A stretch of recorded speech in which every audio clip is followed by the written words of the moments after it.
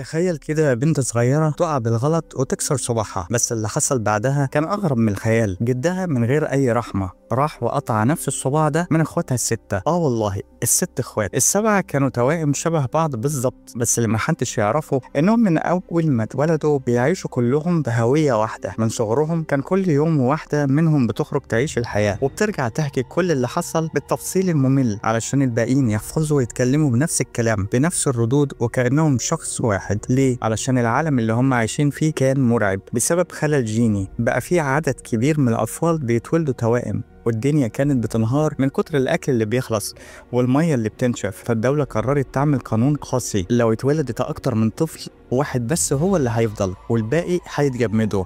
مش هيموتوا، لا هيتجمدوا لحد ما الأزمة تخلص، وساعتها يصحوهم تاني. والحل الوحيد علشان أي طفل يعيش إنه يلبس أسورة ذكية بتحدد هويته وتفضل الحكومة مراقباها بيها 24 ساعة. أم البنات ماتت وهي بتولدهم، وجدهم ما قدرش يسلمهم للحكومة، فدفع رشوة ضخمة للدكتور وخدهم كلهم وطلعهم من المستشفى من ورا الكل. ومن يومها بناته السبعة عايشين مستخبيين جوه بيت واحد، وجدهم بنى لهم أوضة سرية محدش يقدر يوصل لها، وقسم الأيام اللي اسمها الاثنين تخرج يوم الاثنين واللي اسمها التلات بتخرج يوم التلات، وهكذا لحد الحد. كل واحدة ليها يومها بتطلع فيه وبتلبس نفس اللبس وبتتصرف بنفس الطريقة وترجع تحكي كل حاجة بالتفصيل للباقيين علشان بكرة اللي بعدها تكمل الدور بنفس الشخصية. والنظام ده استمر 30 سنة كاملة لحد ما في يوم الاثنين خرجت وما رجعتش. الإشارة بتاعتها اختفت والبنات اتجننوا، بس التلات قررت تواجه الخطر وتطلع تدور على اختها بنفسها. واول ما خرجت اتصدمت. بواب العماره وقفها وقال لها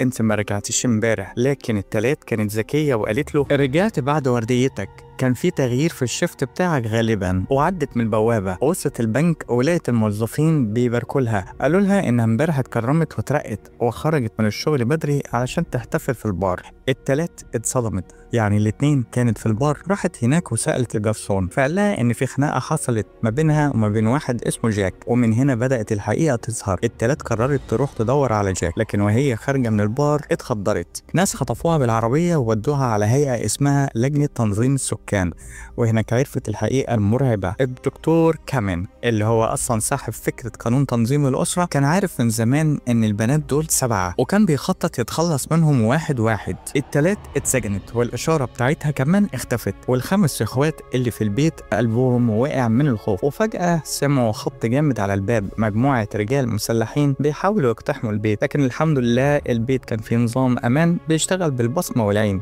ومفيش حد غريب يقدر يفتحه. بس اللحظه اللي بعدها كانت صدمه.